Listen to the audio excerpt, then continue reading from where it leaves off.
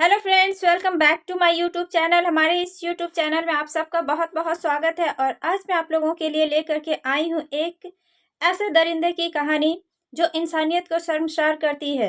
ये उस इंसान की कहानी है जिससे एक लड़की मदद मांगती है और वो मदद करने के बजाय उसके साथ रेप करता है। और वो यहीं पे नहीं रुकता है, वो उसकी डेथ हो जाने के बाद भी वो उसके साथ 4 दिनों तक संबंध बनाता है और उसके बाद वो उसे अपने ही घर के आंगन में दफन कर देता है।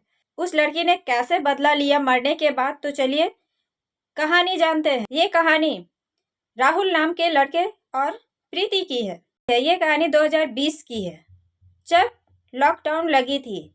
उस समय लोग बहुत ही ज़्यादा परेशान थे और उस परेशानी के दौरान जब वो अपने घर बाहर से आ रहे होते हैं, प्रीति एक स्टूडेंट थी। प्रीति अपनी पढ़ाई पूरी करने के लिए वो मुंबई में रहा करती थी। लेकिन जब लॉकडाउन लग गई तो सभी बच्चे अपने अपने घर वापस आने लगे।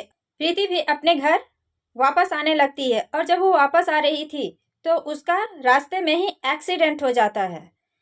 और एक्सीडेंट के होने की वजह से वो घायल हो जाती है। उसके सर पे चोट लगी थी और उसे कहीं भी चोट नहीं लगा था। वो बहुत ज़्यादा दर्द से तड़प रही थी और रास्ते में ही पड़ी हुई थी कि तभी उधर से राहुल जो होता है वो अपनी पत्नी और बेटे को उसके मायके छोड़ करके उधर से ही वापस आ रहा था। जब वो वापस आ रहा था तो उसकी नज़र प्रीति पे पड़ती है और वो उसे उठा करके अपने गाड़ी में डाल लेता है और उसे अपने घर लाने लगता है। वो प्रीति को लगता है कि अब मैं बच जाऊंगी, मेरी हेल्प हो जाएगी। वो उससे सिर्फ इतना ही कह पाती है कि थैंक यू। और उसका बहुत ज़्यादा ब्लड बह चुका था तो वो बहुत ज़्यादा वीक थी और राहुल उसे अपने घर लेकर के आ जाता है। राहुल उसके सर पे पट्टी बांध देता है तो प्रीति को ऐसा लगता है कि आज भी इंसानियत जिंदा है, पर ऐसी बात नहीं थी। राहुल की नज़र उस पर पड़ चुकी थी और वो उसके साथ कुछ गलत करने के लिए सोच रहा था। वो सोचता है कि वैसे भी घर पे कोई नहीं है और वह उसके साथ संबंध बनाता है, उसके साथ रेप कर लेता है। प्रीति बहुत रोती है क्योंकि वो हिलडुल नहीं पा रही थी। वो बहुत ज़्यादा वीक हो चुकी थी। वो अपने बचाव में कुछ नहीं कर पाती और ना ही वो चिल्ला पाती है। वो चुपचाप से रोए जा रही थी। ये देखने के बाद भी उसे उस पर दया नहीं आती है। वो लगातार 2 दिन तक उसके साथ संबंध बनाता है और तीसरे दिन प्रीति की मौत हो जाती है। ससुराल में फ़ोन करता है और अपनी वाइफ से पूछता है कि तुम्हें और कितने दिन वहाँ पे रुकना है। वो कहती है कि अभी 3 दिन मैं और रुकूंगी। तो राहुल के लिए ये गोल्डन चांस हो जाता है और वो इसका पूरा फ़ायदा उठाना चाहता है।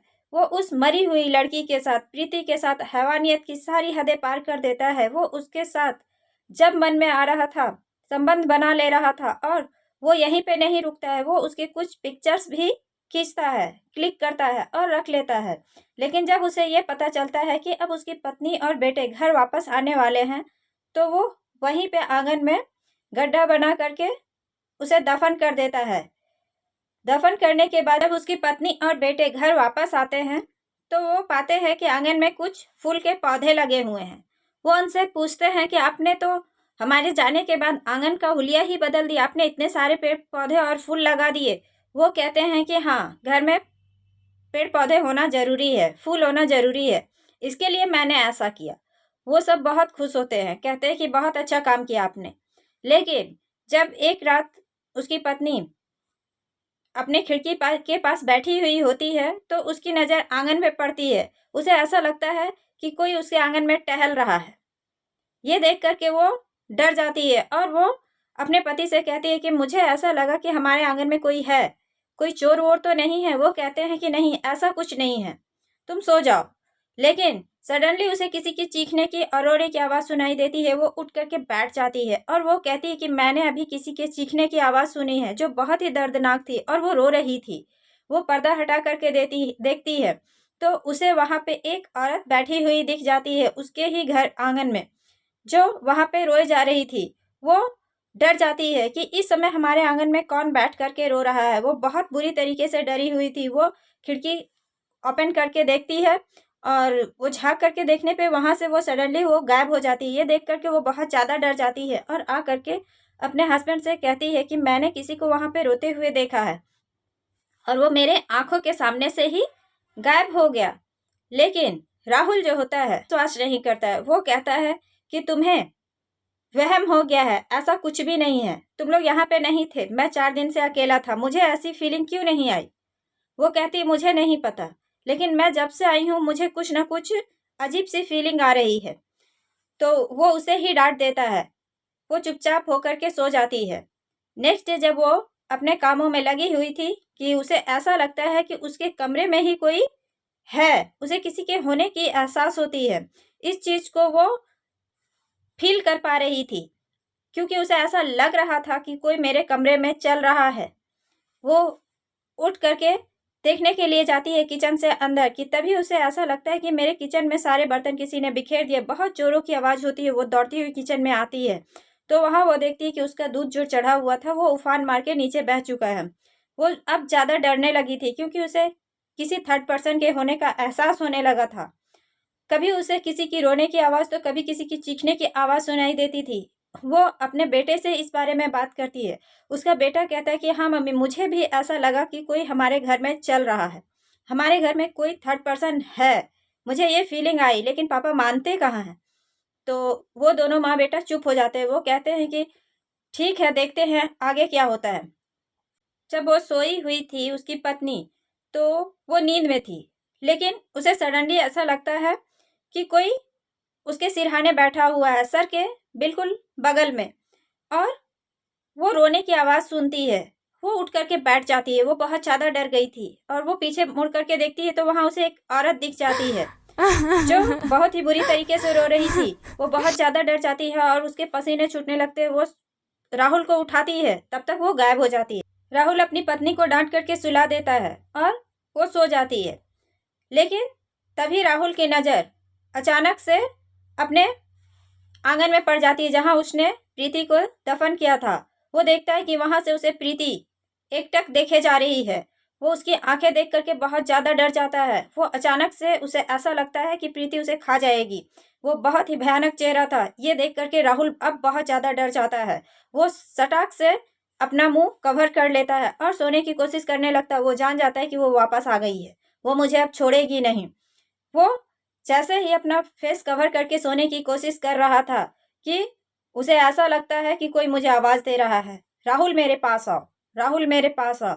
और राहुल डर जाता है क्योंकि ये आवाज़ प्रीति की थी। प्रीति रो रही थी और बहुत बुरी तरीके से वो रोए जा रही थी। वो उठ करके बैठ जाता है और बैठते ही वो फिर से आंगन की ओर देखता है तो उसे वहीं पे प्रीति बैठी हुई दिख जाती है।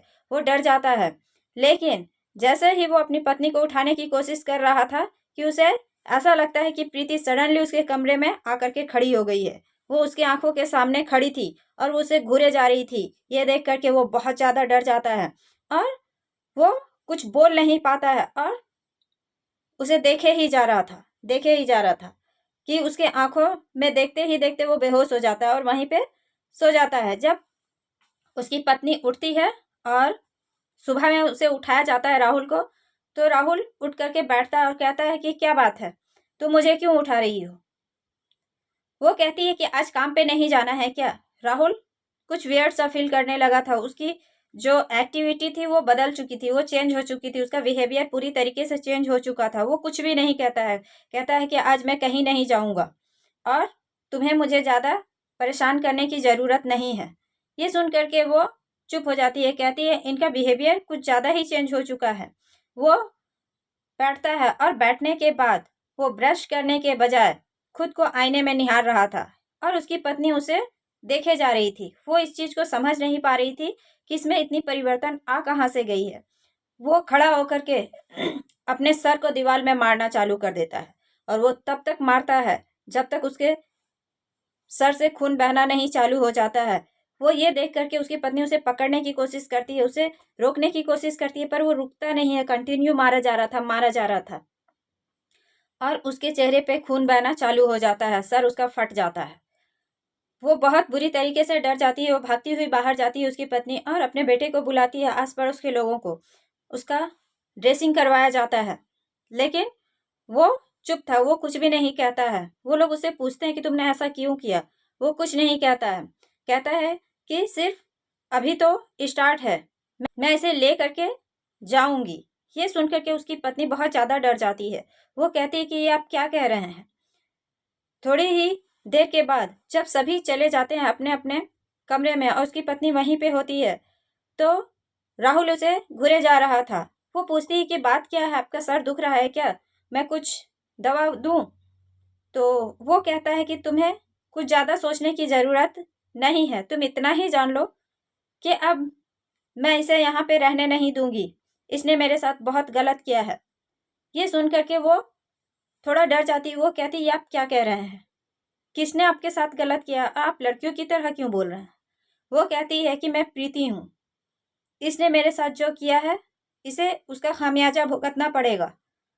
वो डर जाती है, वो समझ जाती है कि कुछ तो गलत है और वो वहाँ पे रखा हुआ चाकू उठाती है और खुद को मारने की कोशिश करने लगती है।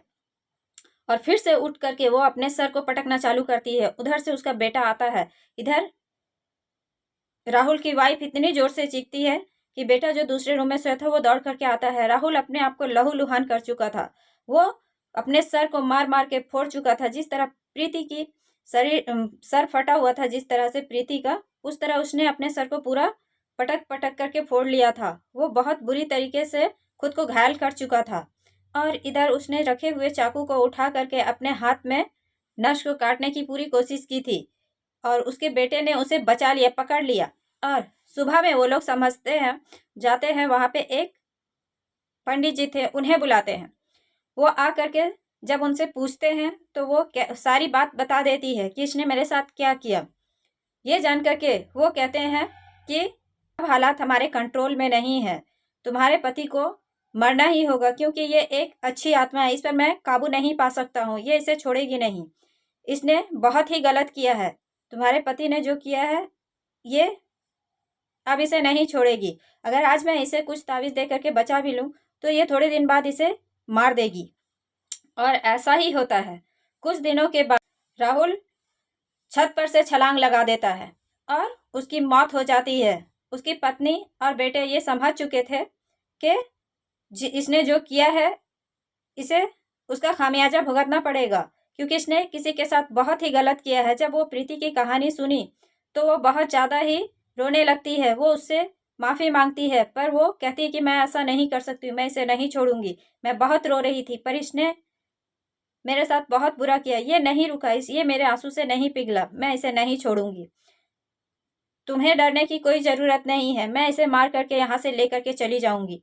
और अब उसके घर में कोई भी ऐसी आकृति या परछाई दिखाई नहीं दे रही थी। उसका दाह संस्कार किया जाता है राहुल का। उसके बाद उसके आंगन में जो एक औरत बैठ करके रोती थी वो रोना बंद हो चुका था। अब उसके घर में कोई भी ऐसी एक्टिविटी नहीं हो रही थी। राहुल की पत्नी और बेटा इस सदमे को बर्दाश्त नहीं कर पाते हैं। वो वहाँ से दूसरे जगह शिफ्ट हो जाते हैं क्योंकि वो घर उसे डराता था। वो घर में उसकी राहुल की यादें छुपी हुई थी जिसकी वजह से वो बहुत ज़्यादा डरे हुए थे। लेकिन वो घर अब शांत हो चुका था। तो thanks for watching this story guys. अगर आपको ये स्टोरी अच्छी लगी हो तो प्लीज़ लाइक एंड सब्सक्राइब जरूर।